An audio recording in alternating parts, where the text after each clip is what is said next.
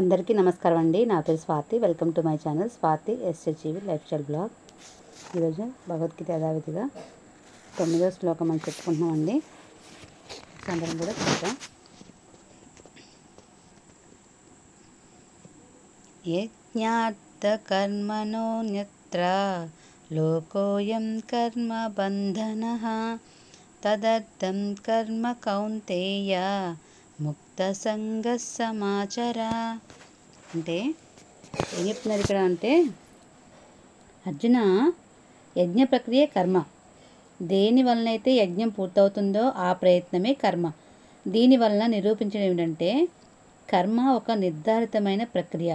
దీనికి అతిరిక్తంగా ఏ కర్మలైతే జరుగుతాయో అవి కర్మలు కావా?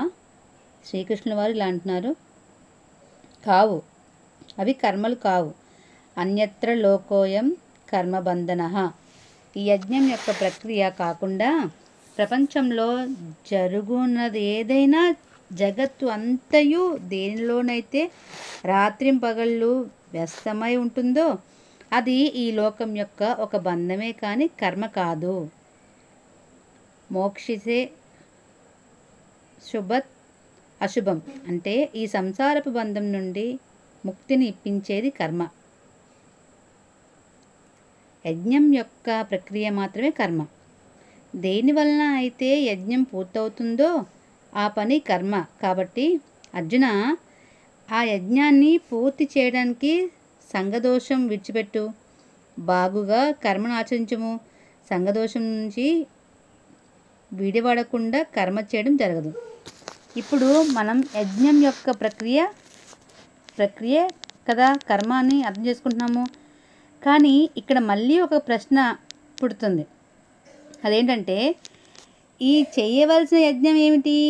దీనికోసం మొదట యజ్ఞం గురించి చెప్పకుండా శ్రీకృష్ణుల వారు ఈ యజ్ఞం ఎక్కడి నుంచి వచ్చింది అని, ఇది ఏమనిపిస్తుంది అన్న విషయాలు చెప్పారు. దాని విశిష్టతను స్పష్టం చేశారు. ఆ తరువాత 4వ అధ్యాయంలో యజ్ఞం అంటే ఏమిటి మొదలైన విషయాలు స్పష్టం చేశారు.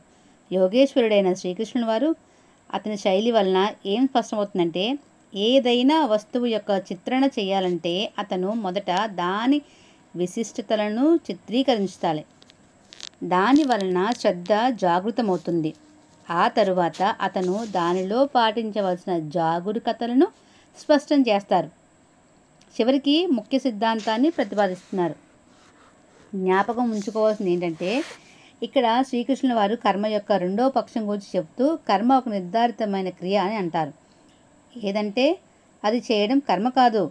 2వ అధ్యాయంలో మొదటిసారిగా కర్మ శబ్దాన్ని ఉపయోగించారు.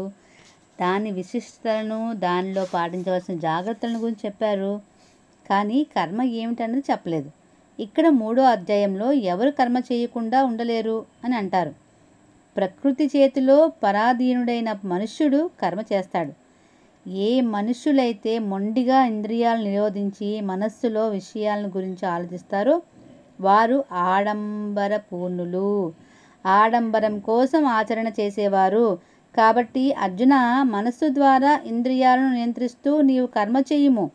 కానీ ప్రశ్నగానే ఉండిపోయింది. ఏ కర్మ చేయాలి?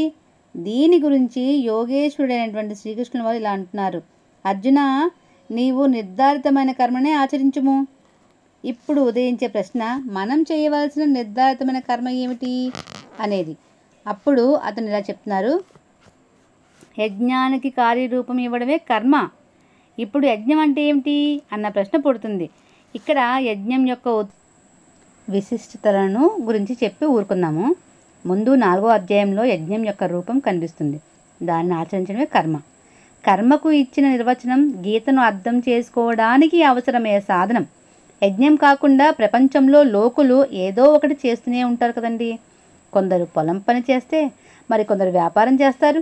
కొందరు పదవిలో, ఆఫీసులో అయితే కొందరు శ్రమజీవులు. కొందరు సమాజ సేవయే కర్మ అంటే మరికొందరు దేశ సేవే అంటారు.